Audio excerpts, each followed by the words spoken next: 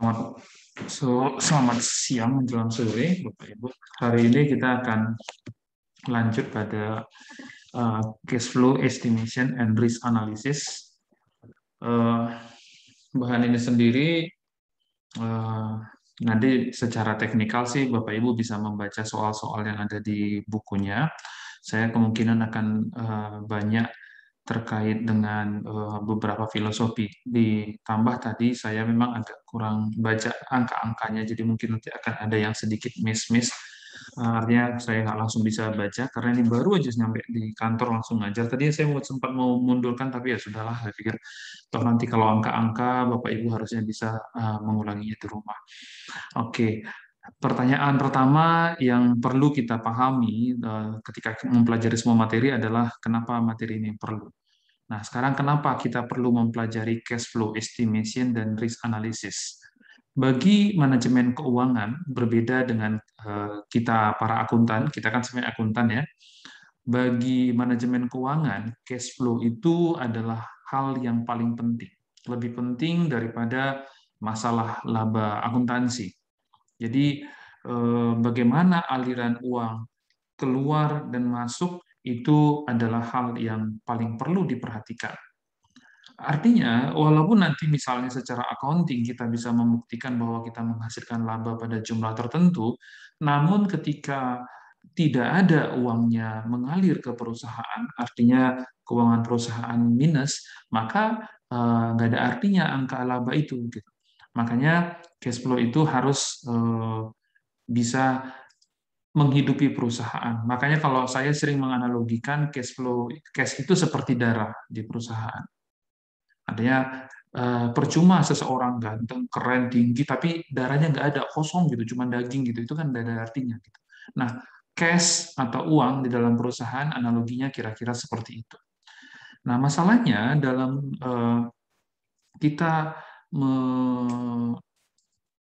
melakukan perhitungan cash flow, pada umumnya kita lakukan adalah estimasi. Kita mengestimasi berapa cash flow di waktu yang akan datang. Jadi sifatnya ini adalah estimasi yang dilakukan ini. Itu yang saya kemukakan selanjutnya. Lalu kemudian yang perlu juga adalah analisis atas risiko. Risikonya ada dan itu harus dianalisis. Ya, sebentar ya Bapak Ibu ya, sebentar. Saya lupa ada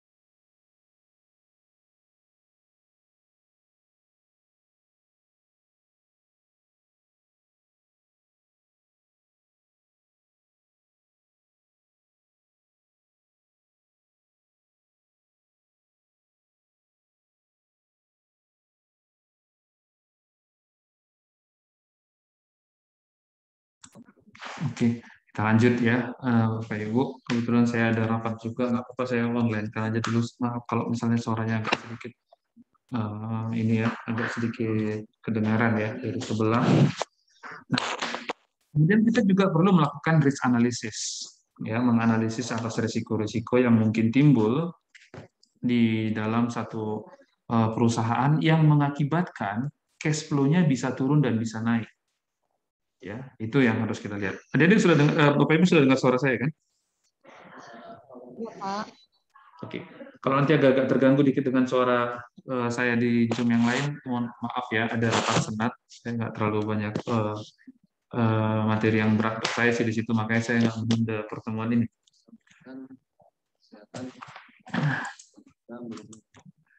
Nah, ini misalnya. Oh ya, selanjutnya kenapa apa yang perlu kita perhatikan? Yang kita perlu perhatikan di dalam memperhitungkan cash flow analisis ini adalah Bapak Ibu ya, adalah ini. Saya perlu menggarisbawahi ini ya. Relevan cash flow. Artinya tidak semua cash flow, tidak semua aliran kas itu relevan untuk kita pertimbangkan. Ada yang irrelevan, artinya nggak perlu kita pertimbangkan gitu ya. Maka ini yang harus kita perhatikan. Oke. Nah, misalnya ini yang Bapak, Ibu saya sebut tadi, nanti bisa diperhatikan angka-angkanya. Saya agak kurang membaca semuanya ya, angka-angkanya tadi. Misalnya, ini ada sebuah project yang dipropose, project yang diajukan. Total depreciable cost-nya, jadi biaya yang bisa depreciable itu ada equipment 200.000, shipping 10.000, installation 30.000. Project itu ya.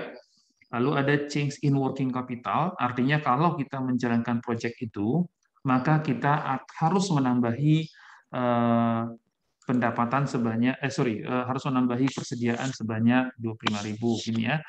Lalu kalau kita menjalankan proyek ini juga hutang kita ya ini nambah 5.000 gitu ya.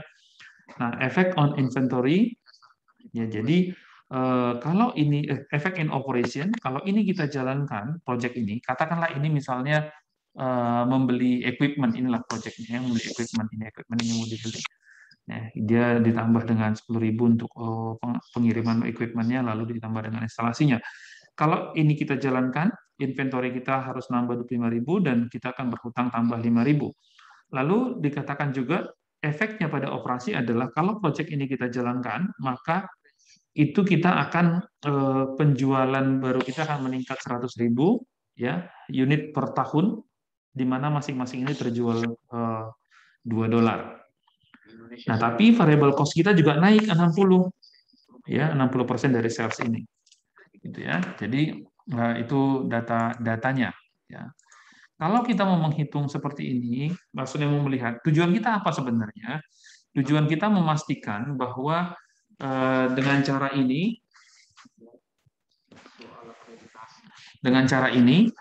eh, dengan project ini berapa cash flow-nya? Kira-kira gitu pertanyaannya sebenarnya. Jadi tujuannya itu.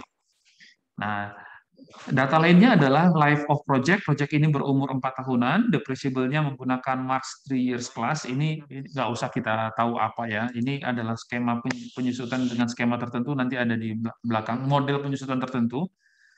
Nilai sisanya 25.000, tax rate-nya 40%, weighting average cost of capital 10%.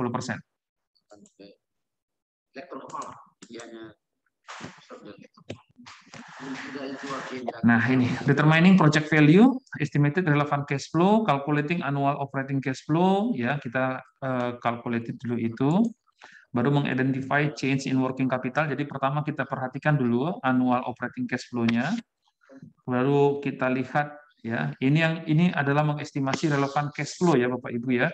Lalu kita mengidentifikasi perubahan di modal kerja, baru mengkalkulasi terminal cash flow. Ya. Jadi kalau kita menjalankan proyek ini, maka inilah yang terjadi. Di tahun awal kita keluarkan uang, lalu nanti akan dapat operating cash flow dan seterusnya sampai dengan ada nanti terminal cash flow di belakang. Mari kita lihat berikutnya.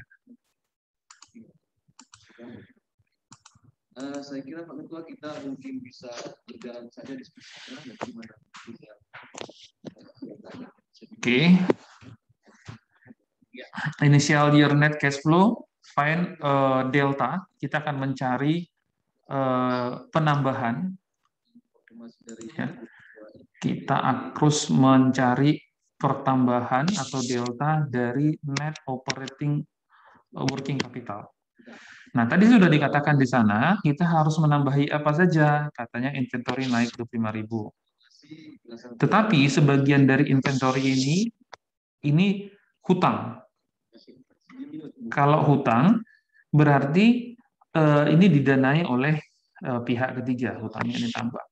Jadi sebenarnya walaupun persediaan kita naik 25.000, tapi karena 5.000 itu adalah berhutang, maka kita hanya butuh penambahan modal 20.000. Penambahan modal kerja maksudnya Bapak Ibu ya. Oke, nangkap ya, itu penambahan. Nah, itu untuk find net. Nah, kemudian kita combine net working capital with initial cost. Initial cost-nya apa, Bapak Ibu? Initial cost-nya adalah waktu awal project itu dijalankan, kita putuskan untuk dijalankan, apa aja yang dapat? Equipment. Ya, ntar ya. Buat kita semua yang kami hormati Ketua Senat dan seluruh anggota Senat, Bapak Rektor dan Bapak Direktur, Bapak Ibu jajaran kami mencoba memaparkan hasil. Oke. Kalau kita lihat dari sisi modal kerja, Bapak Ibu, initial cost-nya awal pendirian itu mengeluarkan uang 40, menginstalasi 40, dan ditambah modal kerja yang tadi kita hitung ini 20.000. Maka di awal project kita membutuhkan uang 260 untuk beli alatnya, untuk memasang, dan untuk modal kerja tambahan. Berarti kita harus mencari uang. Kalau kita setuju project ini di-approve, dijalankan, ya, maka kita harus mencari tambahan uang sebanyak $260.000. Baik, Bapak Ibu. Ya. Maaf, ya. Karena beberapa komunikasi belum Nah, sementara untuk penyusutan, Bapak Ibu, nah, determining annual depreciation expense, inilah yang saya sebut tadi, Marx kelas 3 ini caranya. Jadi di awal dikali 0,33, di kedua 0,45, 0,5 sama 0,7. Ini nggak usah ditanya dari mana, pokoknya inilah Marx model 3. Maka penyusutannya kan 240 ya, yang harus diinikan karena tidak termasuk di sini. Tadi kan 260, ini kan sudah termasuk modal kerja 20 ya. Berarti yang mau disebutkan kan 240. Maka inilah penyusutan tahunan. Ya, ini due to Marx 1 years convention, 3 years asset depreciable over 4 years. Nah, itu ya, itu penyusutannya. Annual operating cash flow kira-kira ini. Ya, ini adalah yang kita kerjakan, ini adalah salah satu contoh bagaimana menghitung cash flow ya, Bapak Ibu ya. Jadi bukan satu-satunya cara, oh harus begini enggak. Logikanya harus ditangkap. Jadi katanya revenue naik sebesar ini ya, kalau Bapak Ibu masih ingat tadi ini ya, revenue-nya naik sebesar berapa tadi? Ini ya, 100.000 unit ya, 100.000 unit dikali 2. Ini ya, berarti tadi 200.000. Ayat 3 yang oke. 6,36% sudah dalam kategori baik dengan. Nah, ini ya. Jadi kita dapatnya revenue-nya 200, 200, 200, 200. Operating cost-nya adalah berapa tadi? 60% variable cost-nya kan? Masih bisa dilihat tadi itu. Kalau Bapak Ibu lupa yang ini ya, kita lihat. Nah, tadi ya. Ini ya, paling bawah. Ya, variable cost 60%. Maka dari penjualan ini, ini 60% dari penjualan adalah variable cost. Artinya ketika kita berhasil menjual angka tertentu, maka 60% itu langsung menjadi beban. Itu maksudnya di sini ya. Maka 120 akan jadi beban. Kurang 120, kurang 120. Ya, kurang 120, kurang 120. Kemudian rata-rata ketersediaan dan potensial 100%, ini masih harus kita sama Bapak Ibu. khususnya pada Gitu ya. Depreciation expense-nya berapa? Depreciation expense-nya tadi udah kita lihat minus 79, minus 108, minus 36, minus 17. masih Udah. Operating income-nya berapa? Ya. Nah, sampailah ini nanti dilihat operating income dikurang tax segala macam ya. Dapatlah namanya nanti operating income. Inilah operating income-nya. Masalahnya adalah Bapak Ibu, benarkah ini yang apa? kemudian rata-rata rancangan tugas dan penilaian Benarkah angka dikembangkan 90,4 ini benarkah ini boleh dikurangkan dari laba kalau sudut pandangnya cash flow? Ini kan depreciation expense, ini tidak pernah dikeluarkan tapi hanya dihitung. Maka angka ini kita tambahkan kembali ke sini. Dari laba yang bersih ini kita tambahkan karena ini tidak uang keluar. Ini bukan uang keluar. Maka 1 tambah 79 balik lagi kan ini ke sini, ini ke sini, ya, ini ke sini, ini ke sini. Jadi hasilnya operating cash flow kita ini. Nah, dari pelajaran ini apa yang mau kita ambil? Dari contoh ini bisa kita katakan, ini depreciation expense bukan relevan cash flow. Jadi dia harus ditambahkan, harus dikoreksi dengan ini. Jadi masuk ke sini. Oke. ini sudah menjadi kewajiban di dalam Undang-Undang 3 pasal 12, namun dosen masih belum maksimal. Terminal net cash flow, maka recovery on net working capital-nya 20, salvage value-nya 25. Ini terakhir ya, maksudnya di akhir project itu kita harus mengcover ya, mengembalikan modal kerja 20. Modal kerja kita balik 20.000.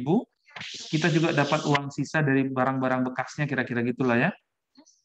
Baru ada tax on salvage value. Salvage value-nya kena tax 10.000. Maka terminal cash flow-nya adalah 35. Artinya di akhir project ya kita dapat 35. Ini yang berarti semua komponennya sudah ada. Semua komponennya sudah bisa kita lihat. Nah, how is now net operating working capital? Is there always tax on? Ini bisa dilihat ya. Nah, so financing effect be included in cash flow? No, dividend. Jadi dividen tidak masuk di sini ya. Jadi masalah dividen and interest expense should not be included in the analysis of cash flow. Financing effect have already been taken into account by discounting cash flow at the WACC of 10%. Jadi kita nggak usah lagi financing effect-nya itu sudah kita hitung dengan nanti waktu pendiskontuan. Kemudian deducting interest expense and dividend would be double counting. Jadi nggak dilakukan lagi. Nah, so $50.000 improvement cost from the previous years be included in the analysis. No, the building improvement cost is sunk cost and should not be considered. Katakanlah misalnya ada perbaikan gedung di tahun kemarin, apakah ini bisa kita perhitungkan dalam analisis project? Tidak, karena dijalankan atau tidak project ini, gedung itu sudah diperbaiki. Itu yang disebut dengan sunk cost. This analysis should only include incremental investment. Jadi analisis yang kita lakukan ini hanya pada efek incremental dari project yang kita putuskan untuk diambil itu. Jadi nggak mempertimbangkan yang lain. Jadi lagi, misalnya ada if the facility, misalnya jika could be leased out for $25,000 per year, would the effect of the analysis? Ya, kalau ini ya, by accepting the project, the firm forgoes a possible annual cash flow of $25,000, $5,000, which is an opportunity cost to be charged to the project. Jadi, oke, itu ya facility. The relevant cash flow is the annual after tax operating cost. Jadi relevant cash flow-nya adalah annual after tax opportunity cost. Ya. Jadi opportunity cost-nya 25.000 dikali 1 kurang T. Hasilnya 16. Ya. Kalau ada seperti ini, if the facility could be leased, ya, kalau itu yang di lease. Ini kalau ya, kalau di lease. jurusan atau prodi itu harus tegas untuk menjawab Okay. If the project line were to decrease, the sales of the firm after lines will be affect the analysis. Ya, jika new project ini itu bisa mengurangi penjualan dari penjualan yang lama, apakah ini harus dianalisis? Ya, jadi kalau kita menjalankan sebuah project, lalu project itu ternyata mengurangi penjualan kita dari sisi produk yang lain, maka itu harus dipertimbangkan. Ya, yes, the effect of on other project. Jadi kalau kita memutuskan menerima satu project tertentu, maka kita harus melihat pengaruh project itu di project yang lain. Net cash flow loss per year on other lines would be a cost to this project. Jadi net cash flow, misalnya project ini kita jalankan lalu project lain mengalami penurunan pendapatan, maka cash flow loss itu per tahun di tahun yang lalu itu harus menjadi biaya dalam project yang sedang kita analisis ini. Externalities can be positive in the case of complement or negatif. Jadi bukan hanya sebuah proyek ini bukan hanya bisa mempengaruhi secara negatif proyek lain, tapi bisa juga berpengaruh secara positif. Ya. Ini apa sih? Betul ya.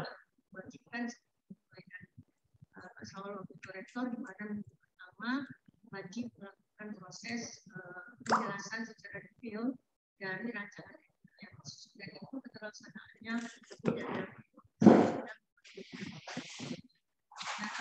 Oke.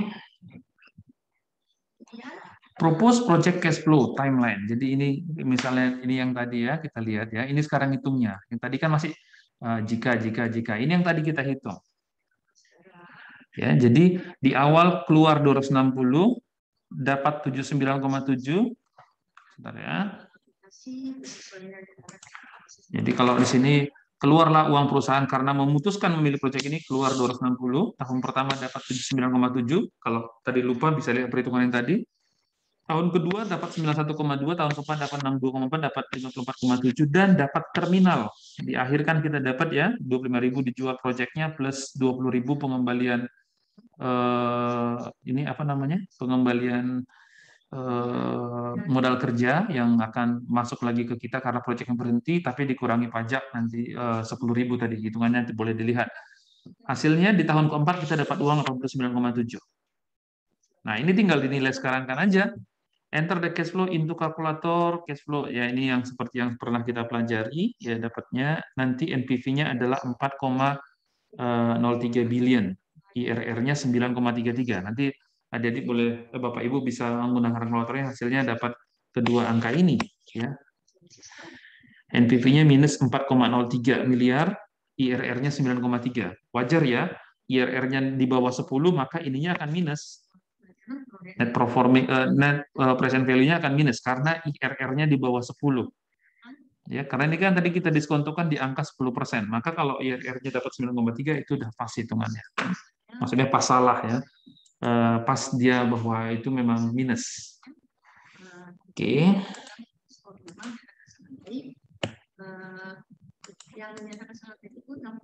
Nah ini ya. Kalau MIRR-nya kita cari nanti kalau kita hitung ini semua tadi dengan hitungan yang tadi. Ya, hitungan ini semua. Nanti kita hitung lagi MIRR-nya, ini dapatnya di bawah 10 juga, minus 9,6. Ya, jadi kita harus mereject project ini. Project ini nggak layak diterima, rugi gitu loh. Ya, rugi. Jadi ini yang buat project ini tidak perlu dikerjakan. Jadi ada dua hal sih sebenarnya tadi kenapa project ini nggak dikerjakan ya. NPV-nya juga minus. Ya.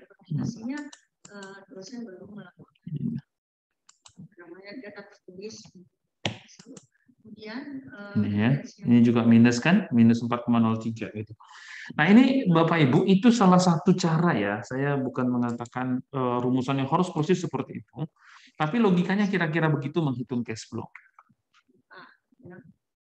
Ya, kalau mau kita lihat payback-nya, tinggal melakukan ini ya, Bapak Ibu nanti dilihat di sini. Ini belum ini kalau ini saya rasa Bapak Ibu tahu lah ya caranya ya. Di awal minus 260, balik modal sekian, sisa sekian, balik modal sekian, sisa sekian, kan gitu ya, balik modal sekian, sisa sekian, ya. Di sini dia udah sisanya tinggal minus 26,7, padahal kita punya uang di tahun kedua 62,4. Jadi bisa dikatakan proyek ini balik modalnya 3,3 tahun. Ya, nanti bisa lihat ya. Namun ada perbaikan yang dilakukan ketika ini jalan. biasanya berhubungan terhadap penggunaan publik penilaian kesan terhadap aktivitas kemudian pelajaran persen, kemudian aktivitas mau jalan ya. Iya. pelajaran yang sesuai dengan pembahasan. Nah, kemudian untuk di model akhir nggak mau jalan nih Kak. Nggak mungkin udah habis kan? Evaluasi terkait pembelajaran daring dan kualitas konten materi yang disajikan sebelum pencapaian ini sedang kurang baik. Dosen melakukan terutama di poin dosen melakukan refleksi di setiap area pembelajaran itu masih sangat rendah, 38,6%. Dosen selalu sebelumnya 60 lebih itu kursi belum melakukan proses. Dan kemudian di transparansi penilaian dan pembelajaran itu yang masih sangat rendah ada di nggak mau nih 18 di 40,45% sudah memberikan kesempatan kepada mahasiswa untuk konfirmasi terhadap nilai. Tapi yang kok nggak mau next ya? Hasil yang baik. Nah, kemudian keberlanjutan pembelajaran yang keberlanjutan dapat dari hanya 31,84% yang sangat setuju. Yang artinya itu berarti sekitar 60%. Oh, nih, udah bisa. Masih memberikan perkuliahan tatap muka. Oke, nah, buat sini ya. Nah, kemudian untuk keterpakaian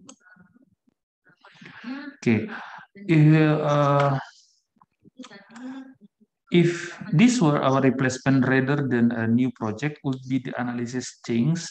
Jadi maksudnya gini, kalau ini bukanlah sebuah proyek baru, tapi pengganti proyek yang lama, yang memang harus sudah ada, apakah terjadi perubahan analisis? Ya, the old equipment will be sold and new equipment purchase. Jadi kalau ini adalah mengganti proyek lama, kita punya cash flow juga di awal, yaitu kita akan memperoleh hasil penjualan dari proyek lama, dari barang-barang yang lama. Jadi tidak persis sama dengan perhitungannya ya.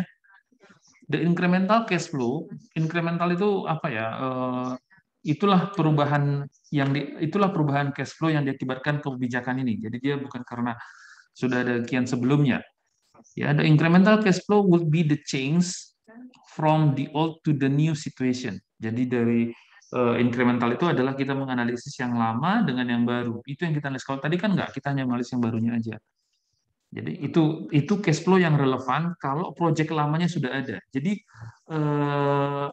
itu dulu ya, nanti saya jelaskan di akhir kesimpulan. The relevant depreciation expense would be the change with the new equipment. Ya. If the mesin, ya jika sebuah mesin terjual, the firm would not receive the salvage value. Jadi kalau sebuah mesin itu terjual, the firm akan menerima salvage value at the end of the machine life. This is the opportunity cost for the replacement project. Jadi intinya Bapak Ibu, menghitung cash flow yang relevan itu tergantung kondisinya Bapak Ibu ya, tergantung kondisinya. Kalau kondisinya adalah bahwa proyek itu sudah harus memang proyek tunggal, tadinya belum ada, maka cara menganalisis seperti yang kita lakukan tadi. Tapi kalau ini adalah proyek yang sudah ada kian sebelumnya, maka kita harus lihat perubahannya. Dulunya gimana, sekarang gimana, gitu ya. Seperti itu. What if the What if there is expected annual inflation of 5%? Is NPV bias? Yes. Jadi kalau ada inflasi 5%, ini NPV jadi nggak benar, itu dia jadi bias. Ya, kenapa? Inflation cause the discount rate to be upwardly revised. Jadi discounted rate ini harus kita revisi. Therefore, inflation create a downward bias on PV. Jadi inflation ini akan meng-create downward bias on PV. Inflasi should be built into cash flow forecast. Jadi kita harus memperhitungkan juga nilai inflasi bagi kas yang relevan. Ya, ini coba kita lihat annual operating cash flow if the expected annual inflation 5%. Di mana dia? Bapak Ibu perhatikan di sini. Jadi kalau ada inflasi 5%, maka revenue-nya harus naik 5%, naik 5%, naik 5%, naik 5% dari keadaan terakhirnya, dari sininya. Ya, operating cost-nya juga begitu berubah. Ya, kalau dosen expense-nya tetap. Jadi uang kita nanti, saya lompat aja ke bawah, uang kita yang akan kita terima di tahun pertama, tahun kedua, tahun ketiga, tahun keempat seperti ini.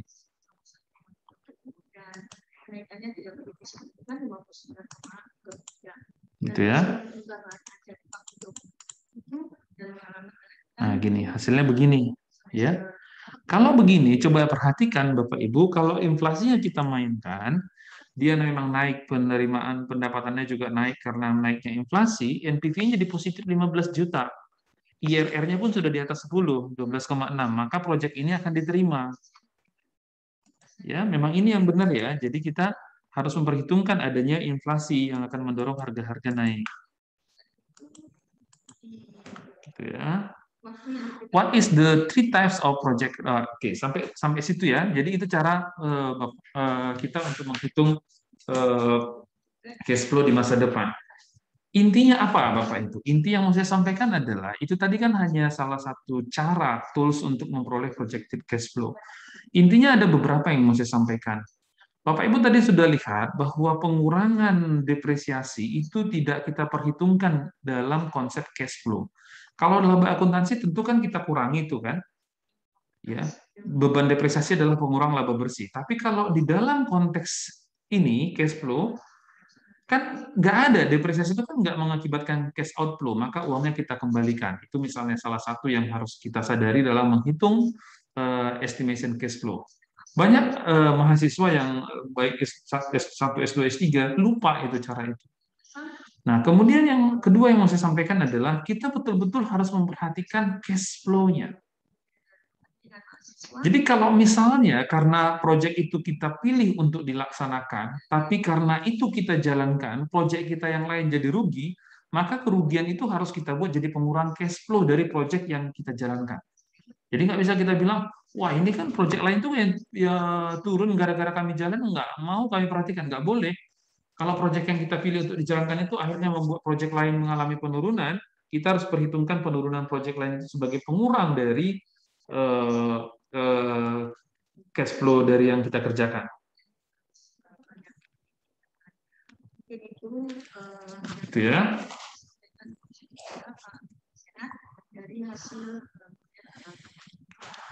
What are the three types of project risk? Project risk itu ada 3, ada stand-alone risk, ada corporate risk, ada market risk.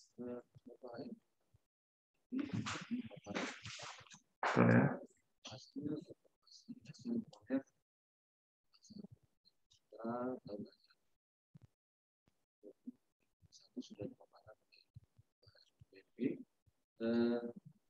Pada Bapak Ibu yang lagi ada masukan dan saran atau diskusikan terkait. Ini minggu lalu belum kan? Kok saya agak baru teringat, kayak saya baru menjelaskan tentang three type of project risk ini ya. Mungkin di mata kuliah lain belum ini kan Bapak Ibu kan? Belum, Pak. Oke. Ada 3 risiko yang dihadapi perusahaan. Yang pertama adalah stand-alone risk. Ya, risiko yang melekat pada satu proyek tertentu. Yang lain, Pak. Jadi project itu memang berisiko gagal, berisiko tidak mencapai target. Itu namanya stand-alone risk. Misalnya project yang tadi gitu ya, project yang tadi itu ada risikonya, itu stand-alone risk. Kalau corporate risk, risiko bagi perusahaan secara keseluruhan. Ini misalnya seperti yang saya sampaikan tadi. Kalau proyek itu menghasilkan tambahan pendapatan tapi dia mengurangi pendapatan dari proyek lain, harus dihitung gabungannya, itu jadi corporate risk. Kalau market risk ya seperti pandemi ini, dia memang berisiko bagi semua perusahaan gitu ya, itu market risk. Dan tiga-tiganya harus diperhatikan. Ya, kita lebih rinci. What is the standalone risk? The project total risk if we are operated independently. Jadi kalau risiko project itu kalau kita jalankan secara terpisah. Usually measured by standard deviation. Biasanya diukur dengan standar deviasi. However, it ignored the firm diversification among project and investor diversification among firm. Jadi project risk, standalone risk itu bisa kita kurangi atau bahkan dihilangkan kalau kita bisa membuat diversifikasi project. Jadi beberapa project yang kita jalankan bersama. Corporate risk apa? Corporate risk the project risk when considering the firm other project. Jadi yang seperti saya katakan tadi, mempertimbangkan project lain yang dipengaruhi oleh project yang kita pilih. Corporate risk is a function of the project NPV and standard deviation. Jadi corporate risk itu adalah fungsi dari net present value dari project itu and standard deviasi dan korelasinya with the return on other project in the firm. Jadi kita harus korelasikan dengan proyek lain di perusahaan. Sumber-sumber sudah dipaparkan. Terus terang secara jujur mungkin ada hal yang berbeda atau sampling yang saya gunakan kemarin itu. What is market risk? Market risk semacam pandemi lah yang saya katakan tadi ya. The project risk is a well diversified investor. Theoretically, it's measured by the project beta and it consider corporate and stockholder diversification. Jadi project itu secara keseluruhan ya udah kita diversifikasi pun nggak hilang juga. Ini risiko pasar gitulah ya. Ya, secara teoritis itu diukur dengan project beta and it considered both the corporate and stockholder diversification. Which type of the risk most relevant? Yang mana yang paling relevan? Market risk is the most relevant risk for capital project. Makanya saya bilang yang paling mempengaruhi kita itu yang market risk ya. Because manager primary goal is stakeholder wealth maximization. Karena kita memang mau memberikan penambahan kekayaan itu bagi pemilik dan kalau udah memang ada risiko di pasar ya sehebat apapun kita ya dia akan turun. Kalau ada misalnya kejadian tertentu yang mempengaruhi keseluruhan pasar. However, since total risk affect creditor, jadi karena total risk affect creditor mempengaruhi creditor, customer, supplier, and employee, it should not be completely ignored. Jadi karena ini mempengaruhi semua, maka ini nggak bisa secara completely kita hindari. Yang mana risiko yang paling gampang diukur? Yang paling gampang tentu stand-alone risk is the easiest to measure. Firm often focus on stand-alone risk when making capital budgeting decision. Ya, jadi kalau kita menyusun capital budgeting, biasanya kita akan fokus kepada stand-alone risk. Oke.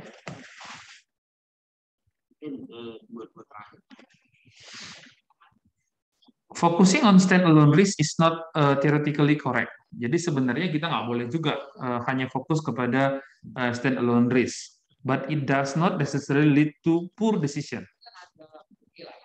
Ya, but it does not. Jadi itu tidak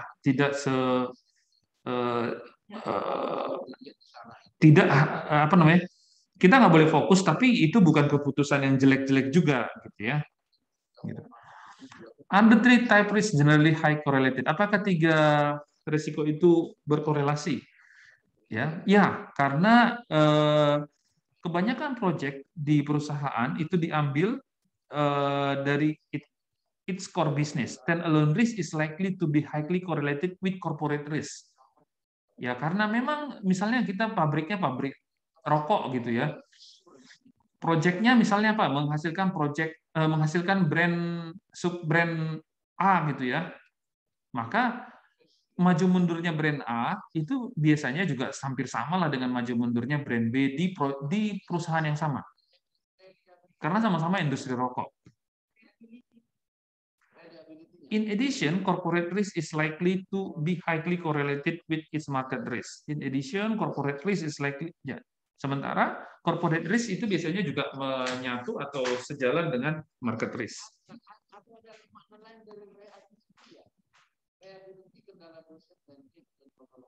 Ya. What is the sensitivity analysis?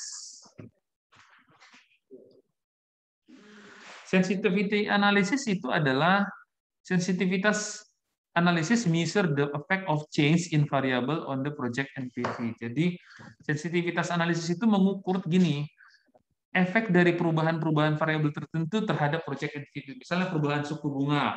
Ada proyek yang sangat sensitif dengan perubahan suku bunga, perubahan inflasi, perubahan harga-harga komoditi, itu harus diukur. Ya, sebelum kita menjalankan sebuah proyek, kita harus ukur misalnya. Proyeknya misalnya apa ya? Misalnya proyek kita perusahaan manufaktur, kita harus hitung sensitivitas dari risiko proyek kita dengan naik turunnya harga minyak bumi, gitu.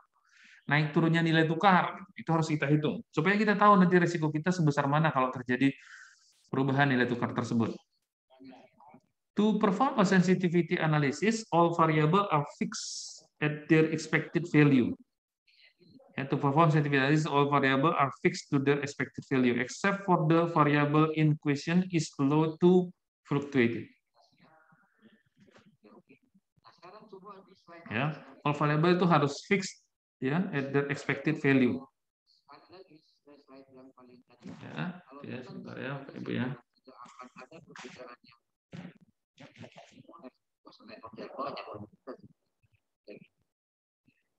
Kalau ini kan black. Nah, kalau ini kan tidak, saya kira tidak signifikan karena rata-ratanya tidak sekitaran 3 ya. Iya. Kan nggak akan ada perbedaan di sini. Artinya dilihat dari kemampuan ini kita tidak ada masalah. Oke. Kemudian nggak ada yang bisa kita kalau naik yang baik 40. Oke, coba ini. Nah ini dosen memberikan bentuk resulting change in NPV are noted. Jadi perubahan di dalam NPV itu harus kita betul-betul perhatikan. Ya, perubahan NPV karena faktor-faktor tadi, ya, yang disebut tadi nilai tukar, inflasi dan lain-lain. Ini harus ada hal-hal yang menjadi tidak boleh ada hal-hal yang bertanya. Misalnya gini, dosen memiliki dari kiri sekali saya membaca, karena ada dua ini. Memang ada kenaikan sih. Dosen memiliki bahan ajar berupa handout, slide, PowerPoint, video pembelajaran, tingkat modul atau buku ajar dalam pelaksanaan pembelajaran. Jadi, gitu ya. Ya. Nah, ini kan di bawah 60 nih. Ya. Kalau di bawah 60 itu kan jelas itu pasti kurang ya. Sebab kalau kita transfer indikator. Okay. What are the advantage of disadvantage of sensitivity analysis? Apa keuntungan dan kerugian dari melakukan sensitivitas analisis sensitivitas? Keuntungannya kita bisa mengidentify variable that may have the greatest potential impact. Jadi kita bisa menemukan variabel mana yang paling berimpact pada risiko perusahaan kita. Kerugiannya does not reflect the effect of diversification. Sebanyak apapun kita melakukan diversifikasi, itu kalau sistem analisis itu nggak bisa menemukan artinya sistem analisis nggak bermanfaat. Ya, does not incorporate of information about the possible magnitude of the forecast error. Ini juga nggak berhubungan dengan forecast error. Itu ya. Misalnya begini, Bapak Ibu ya, perform a scenario analysis of the ini kita misalkan melakukan analisis of the project based on change in the sales forecast. Misalnya gini, kita perhatikan we are confident of all variable estimate except unit sales. Jadi kita sebenarnya cukup percaya diri dengan semua variabel kecuali variabel penjualan. The actual unit sales are expected to follow the following profitability distribution. Kalau perekonomiannya buruk, kemungkinan memburuk itu 25%, penjualan kita hanya akan 75.000. Kalau perekonomian sedang-sedang saja, kemungkinan sedang-sedang itu terjadi 50%, maka penjualan kita akan mencapai 100.000. Kalau penjualan kita, kalau keadaan perekonomian bagus dan itu kemungkinan 5%, maka penjualan kita akan mencapai 125.000 unit. Kalau ini kita skenariokan, nanti kita hitung, misalnya ini nggak ditunjukkan lagi ya hitungannya, nanti hitungannya dimasukkan ke dalam perhitungan-perhitungan tadi, angka penjualannya diganti-ganti, maka kalau keadaan buruk, NPV kita minus 27,8, berarti project ditolak. Kalau keadaannya sedang, 15,0, seperti yang kita sudah hitung tadi. Kalau keadaannya baik, itu sampai 57,8 NPV-nya, tentu akan diterima. Itu misalnya contoh perhitungannya. Maka kalau ini mau kita hitung, berapa expected value gabungannya, determining expected NPV, ya, dengan melakukan perhitungan korelasi. Nanti Bapak Ibu boleh lihat di buku cara ngitungnya seperti apa. Tapi sebenarnya waktu S1 pun ini sudah ada ya. Nah, kita cari dulu kovariannya. Ya, ini nanti akhirnya bisa mendapat kovariannya 2,0. Ya, simpangannya ini. NPV.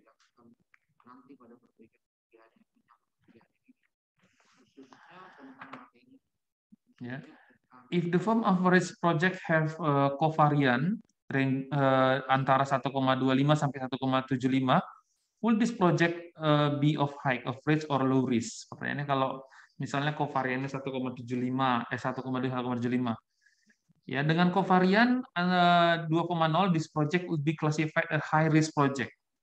Ini adalah project yang cukup berisiko. Ini berdasarkan data-data yang tadi ya. Bapak Ibu bisa lihat nanti hitungannya seperti ini. Ini hasilnya kan 2,0 kan? 2,0 ini boleh kita katakan ini berisiko terkait penjualan. Yang kita nilai di sini kan ini ya, penjualan ya.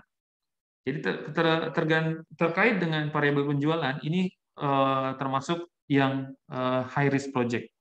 Perhaps mungkin some sort of risk correction is required for proper analysis. Is the project likely to be correlated with the firm business? How would they contribute the firm overall risk? Jadi jika proyek yang kita sedang analisis itu sangat berkorelasi dengan perusahaan kita secara keseluruhan, would it contribute the firm overall risk? Nah, bagaimana itu berpengaruh pada overall risk? We will expect a positive correlation with the firm aggregate cash flow. Jadi kita akan berpikir bahwa dia akan memiliki korelasi yang kuat dengan cash flow secara keseluruhan perusahaan. Kalau si proyek ini berkorelasi dengan bisnis ini secara kuat. As long as correlation is not perfectly positive, jadi bukan korelasinya tidak satu, we would expect it to contribute the lowering of the firm's total risk. Tapi begini maksudnya, kalau proyek yang kita masukkan itu selama dia tidak lebih kecil dari satu, tidak satu, ya, dan pasti nggak satu lah ya, mana mungkin ada korelasi sempurna satu, maka walaupun dia berisiko, tapi kalau kita gabungkan ke dalam perusahaan secara keseluruhan, proyek itu akan menurunkan risiko perusahaan. Walaupun mungkin risikonya lumayan tinggi ya, selama tidak satu lah, ya, itu tetap akan memberikan masalah. Yang betul-betul menggunakan sistem jaring yang sekarang, pindahkan tatap muka ke daring. Hal seperti itu saya kira evaluasi yang baik atau tanpa If the project had high correlation with the economy, how would corporate and market risk affected? Jadi if the project memiliki high correlation with the economy, artinya project kita itu sangat tergantung dengan perkembangan pasar, how would corporate and market risk be affected? Ya, jadi risiko kita itu, project kita itu sejalan banget dengan pasar. The project corporate risk would not be directly affected. Jadi the project corporate risk-nya tidak secara directly akan dipengaruhi. However, when combined with the project high standalone risk correlative with the economy would suggest the market risk beta is high. Pastilah ya, gampang lah membayangkannya ya. Kalau project itu memang seiring banget dengan si risiko pasar, ya itu akan betanya akan tinggi.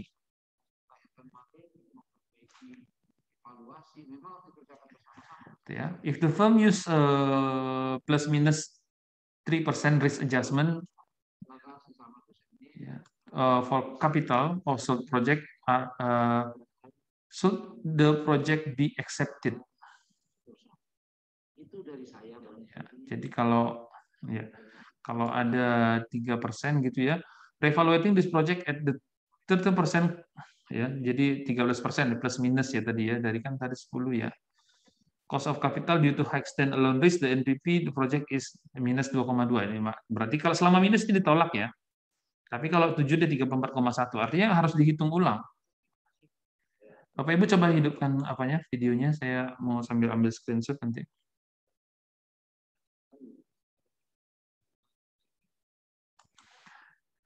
Ya, jadi gitu ya. Jadi kalau misalnya ada adjustment plus minus gitu ya harus dihitung juga. Harus dihitung sendiri berapa NPV-nya. Pokoknya NPV-nya nggak boleh minus gitu ya. Pada Bapak Ibu yang ada bisa memberikan Gitu ya, saya rasa sampai situ aja. Ini nggak usah. Tadi saya lihat 3637 nggak usah. Silahkan kalau ada pertanyaan, mungkin secara matematisnya nggak semua bisa langsung kita pahami, tetapi yang saya maksudkan adalah harus betul-betul dipahami logika berpikirnya, bagaimana yang mana aja yang mau kita pertimbangkan kalau kita mau membuat cash flow analisis, itu sebenarnya yang paling perlu. Kata kuncinya adalah pertimbangkan semua yang bersifat arus kas benaran gitu. Ya, arus kas benaran. Artinya arus kas benaran itu berapa dia cash outflow, berapa dia cash inflow-nya. Itu harus dihitung benar-benar secara real. Gitu ya. Secara real. Jadi yang sifatnya berupa beban seperti beban penyusutan tapi tidak bersifat arus kas keluar, ya sudah nggak diperhitungkan. Dengan cara apa? Kita koreksi balik dia. Gitu.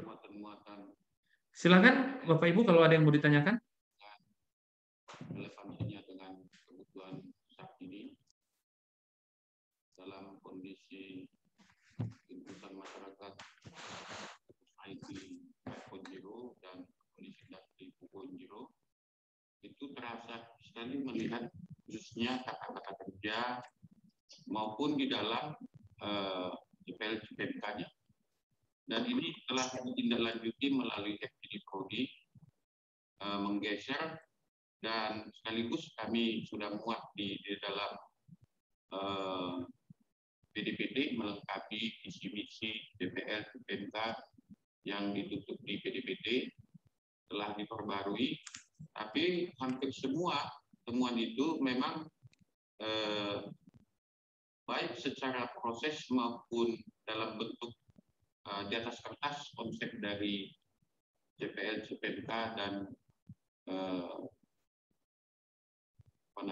yang sesuai dengan ada saat ini. Ada pertanyaan Bapak Ibu? Betul-betul mengalami perubahan oleh dasar data model ini dan peninjauan khusus dari Bapak Kutosnat sebagai narasumber kami di kasus sarjana saat itu. Lebih jauh lagi sampai bagaimana membangun perkuliahan itu agar kalau tidak ada ya